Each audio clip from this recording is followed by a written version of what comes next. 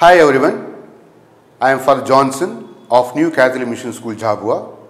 Today we are going to learn another lesson from the book Flamingo of class 12th for the subject English Core. And the name of the lesson is Indigo by Louis Fisher.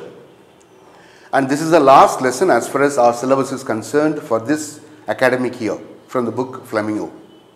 Now before we go to the lesson, let us try to understand the background in which this particular lesson was written. Before the world came to know about Mahatma Gandhi,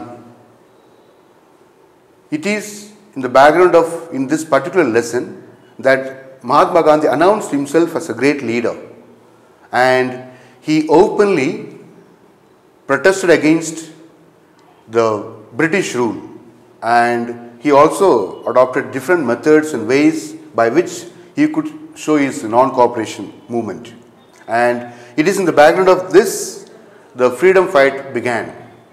Now the theme of the lesson is Mahatma Gandhi's leadership skills and his mode of working to secure India's freedom. This chapter is about the Indigo movement. Mahatma Gandhi had gone to Champaran to look into the problems of indigo sharecroppers. He asked for some information from the British officers. He was treated rudely and was ordered to leave Turhit immediately. So, Champaran district, which is in Bihar, where people were mainly cultivating indigo, and the people of the place were being made slaves for the rest of their lives because they were forced to cultivate this particular crop, and for which they were not given proper they did not get enough money, plus they were also asked to pay extra tax, and they were very badly treated. So Gandhiji was invited by a gentleman from this village to look into the matter, and that was the place, that's where Gandhiji intervened into this matter, and he wanted to really study the matter, what the problem people are going through, and that's where he began to understand the real problem of the people of Champaran. So they called Gandhi an outsider. So the Britishers, they did not want to reveal any of the matters. So they said, you are an outsider, you have nothing to do with this place, so please move out, they asked. From this point began the concept of civil disobedience. So first time Gandhiji felt very hurt. He felt, he being an Indian, he was called an outsider, and from this moment he began to fight the British, and he began this concept of civil disobedience, non-cooperation movement. Very politely, Gandhi refused to leave Turhit and went on to improve the social conditions in Champaran district. Not only that, he freed the people of Champaran from the clutches of the British, he tried to improve their social life in terms of education, their social he also freed them from the social evils. He wanted to mold a self-reliant and free India founded on the value of humanitarianism. So this is the background of the whole lesson. Now let us try to understand the lesson. The lesson is very vast, very big, but I have tried to present in the gist of the lesson. We have enough notes prepared on this. So the lesson is, though it is very long, but I have prepared very few slides. The lesson highlights an important event in the history of India's freedom struggle, namely the Champaran episode. So the Champaran episode highlights the indigo cultivation, in which the sharecroppers were not given proper money. They did not have any profit. Sharecroppers of indigo in Champaran were victims of injustice and exploitation by the British landlords. So they were constantly being exploited and they were made slaves. It is almost 15% of the land was cultivated with indigo, but still they were not paid enough money for their hard work. They demanded the whole of indigo harvest as rent, and 15% of the land had indigo cultivation. So whatever they cultivated, the full amount of indigo was demanded by the British. The resoluteness, patience, loyalty and sacrifice of an illiterate peasant named Rajkumar Shukla were outstanding in redeeming the miserable indigo farmers with the help of Gandhi, whom he took to Champaran after Gandhi's engagements were over in Calcutta. So this gentleman called Rajkumar Shukla, though he was an illiterate, simple, ordinary villager, peasant, he was a farmer, but then he was very resolute, very firm. He did not want to easily give up. So because of his patience, his sacrifice, his resoluteness, he persuaded Gandhi to come and visit Champaran district, especially the area of Turhit, where these peasants were mainly cultivating indigo. And these peasants were, as I said earlier, they were in the clutches of the British landlords. So he asked Gandhiji come and look into this matter. As a result, Gandhiji went to visit Champaran. The lawyers were charging heavy fees from the peasants to plead for them in cases against the British landlords. The lawyers who were hired for fighting the case against the British landlords, they asked huge amount of money from the peasants, from the farmers. When Gandhi asked them what they would do if he was arrested, they said honestly that they would go home. Gandhi then made the thought-provoking and conscience-striking question: what about the injustice to the sharecroppers? After consultation among themselves, the lawyers said that they were ready to be arrested, and Gandhi prepared a list of pairs to court arrest. So now, after Gandhiji visiting this particular place called Champaran, he asked these lawyers, these people are of your own place. If you don't fight for their justice, who else is going to do? So he persuaded them. He made them, he succeeded in convincing them that they need to fight for the poor peasants. As a result, the lawyers, they were all together, and they came together and they started fighting, and they were convinced by Gandhiji. In Champaran, Gandhiji gathered more information about the sharecroppers issue.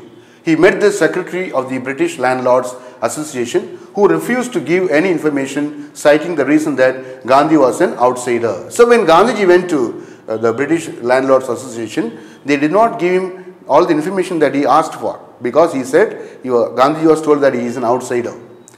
His visit to the British Office Commissioner of the Turgid Division also proved futile, as he bullied Gandhi and ordered him to leave Turgid forthwith. So again he visited Turgid, and again there all his efforts went futile, useless.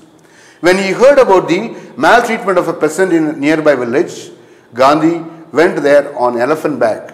The messenger of the police superintendent ordered him to return to town.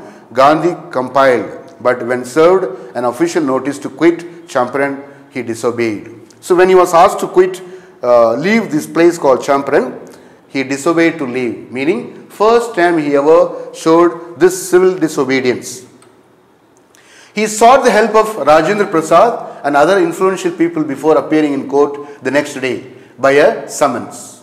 When Gandhi reached Motihari, the capital of Champaran, the place was crowded with peasants. The officials realized that their might, hitherto dreaded and unquestioned, was being challenged for the first time. So now, so far these landlords who were maltreating the peasants, now slowly they started feeling the fear.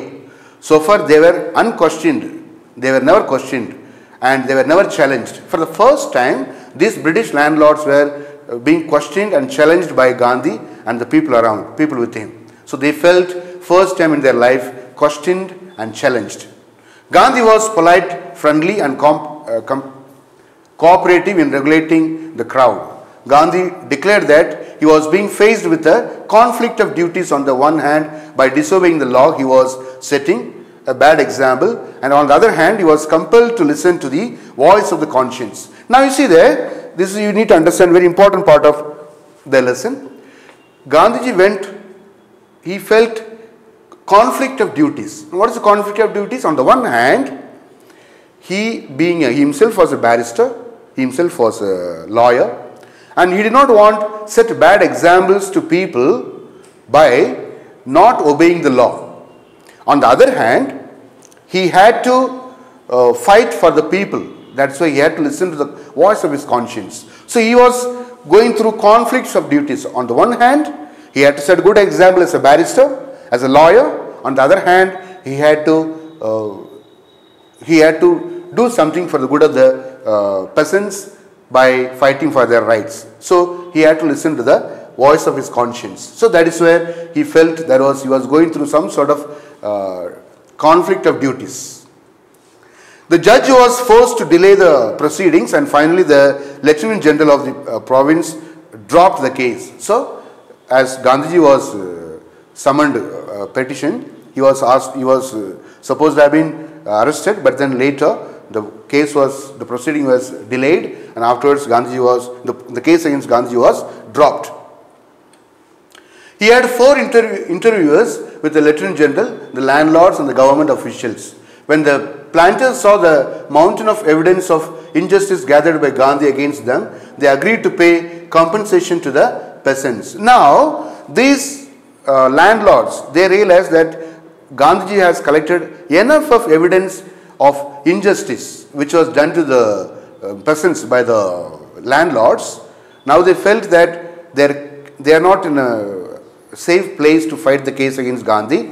They agreed to pay some compensation to the peasants. Some wanted 100% repayment, others 50%, and finally Gandhi accepted a 25% of refund because of the fact that the landlords were obliged to surrender part of their money and with their prestige. Now, according to Gandhiji, it doesn't matter whether they pay 100% of compensation or 50%, it doesn't matter. But then at last, Gandhiji agreed for 25% of compensation from the landlords to the peasants. But then here the matter is, it is not that they had to, he was fighting for 100%. But for the first time, as I said, for the first time these British landlords were challenged. They were questioned. Now, they had to surrender some of the money that they had been minting from the farmers. They were minting the hard work of the farmers. So they had to surrender some money as well as some of their pride, their prestige. So far they were very proud, they were unquestioned. Now they felt questioned, challenged, and they had to part with, not with money, but also with a little bit of their prestige. So that is the matter. The peasants realized that they had courage, rights and defenders, and Gandhiji's decision proved to be correct, as within a couple of years sharecropping disappeared in Champaran and the land was returned to the farmers. Now, as the peasants felt that there is someone there to fight for them, so slowly the land was returned to them, and slowly this cultivation of indigo disappeared. The invention of the synthetic indigo in Germany had made the landlords do this, and they had earlier wanted compensation from the sharecroppers for releasing them from the sharecropping agreement. So because there was another alternate thing was available, synthetic indigo, which was cultivated in Germany. Now, so because of that, this cultivation of indigo was slowly, it came to an end. Also, the land was returned to them. Now, Kasturba Gandhi, that is Gandhiji's wife, and his son Devdas Gandhi, Gandhi's younger son, arrived in Champaran to teach ashram rules on personal cleanliness and community sanitation. So, once this land was released, once these farmers, peasants were released from the clutches of the British landlords, these people, Gandhiji's wife, son, they came to the ashram in Champaran and they taught these people of the place, they gave education, they taught them cleanliness and community sanitation, how to keep themselves clean and neat. 3 medicines were available: custard oil, quinine and sulfur ointment. Latrine trenches were filled and new ones dug as part of sanitation. So they taught them how to keep themselves clean and neat. Finally, Gandhi turned down C.F. Andrews' offer to mediation with the British, reassuring that our cause is just and we must rely upon ourselves to win the battle and should not seek a prop in an Englishman. Thus, he taught the value lesson of self-reliance to his followers. Now, at last, it's not merely win against the case of the landlords. It is the first time the people are getting organized to fight against the British rule. Not only in Champaran, but for the whole of India. So far, the British landlords, the British rulers, the officials, generals, they were unquestioned. There was nobody to question them, nobody to challenge them. But this incident of Champaran, where the peasants were given their lands and they were released from the agreement which was forcefully done, and they were also given compensation, though 25%, but still these little events, incidents, they organized people together to fight against British rule. Now let us try to understand what are the lessons that we learn from Champaran episode. First is self-reliance. Gandhiji taught the people self-reliance. We need to keep our self-dignity, and we need to rely upon ourselves. We need to rely upon ourselves. Second, success of mass civil disobedience. It is due to civil disobedience the success of fighting against the British became true. It became successful. Resoluteness succeeds in a noble cause. If you are that never give up, never die attitude, never give up attitude, being resolute, being firm, that will always gives you success in fighting a noble cause. Injustice and exploitation cannot last for long. However one may try to exploit the other, but then that is not for a long time. It is always going to end after a short while. In dire needs, a redeemer is found or appears. When the situation becomes very, very dire, very urgent, in such situations, there is somebody always, he comes to your help. A redeemer means a person who is going to set you free from your clutches. He is always found. Now there are certain questions that we need to keep in mind. The officials felt powerless without Gandhi's cooperation. He helped them regulate the crowd. This shows Gandhi was a great leader. Can good leadership quality help a student in becoming a good citizen in a democracy? In democracy, we need to have good leaders, because democracy is for the people, of the people, by the people. And as students, we need to always inculcate this attitude, this value of good leadership. And when we promote good leadership among children, among students, naturally we have people to lead. Some leaders are born, some leaders are made. So we need to provide the students in the schools, the colleges, enough opportunity to exhibit one's leadership qualities. That will create ample opportunity for people to lead and govern. He saw the cultural and social backwardness in the Champaran village and wanted to do something about it immediately. Do you think social service can provide solution to many of the problems faced by Indians, like literacy, cleanliness, health, environment, etc.? Please comment. Now there is a great saying in English. It's okay that you give someone a piece of bread, a slice of bread, but that person may eat that bread and finish it off. Instead of giving a slice of bread, teach the person how to earn his bread. Meaning, you don't keep feeding the people, but teach the people to stand on their own. That will help the people improve their life. Social work, not in terms of giving, but in terms of empowering. When we keep giving people, they are always at the other end to receive. But when you teach them how to earn their livelihood, how to stand on their own, how to become self-reliant, then they grow. There is total transformation. So, the whole concept of social work is not just giving what you have, but teaching people stand on their own. That is the whole value behind this. Gandhi was not allowed to draw water from the well lest some drops from his bucket pollute the entire source. Such discrimination would prove to be detrimental to the society. Discuss how equality can be established in the Indian society. It is something very, very sensitive. Even now, even after so many years of fight, there are so many people who have given their life. Even now, we have this system of social inequality in the name of caste. As a result, the poor remain poor, the rich remain rich. There are some to suppress the weak. The powerful ones suppress the weak. As a result, this social inequality becomes the cause for poverty, illiteracy and social backwardness. And children, it is our prime responsibility. You are going to be the future generation.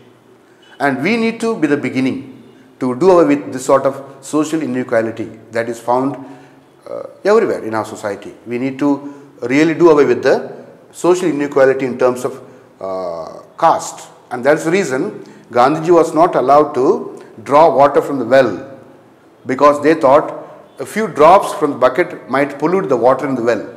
As a result, they felt the whole water in the well can be polluted. So this is only one incident.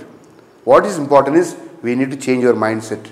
We need to improve our mindset in terms of empowering others and empowering ourselves and doing away with all these type of inequalities in terms of caste.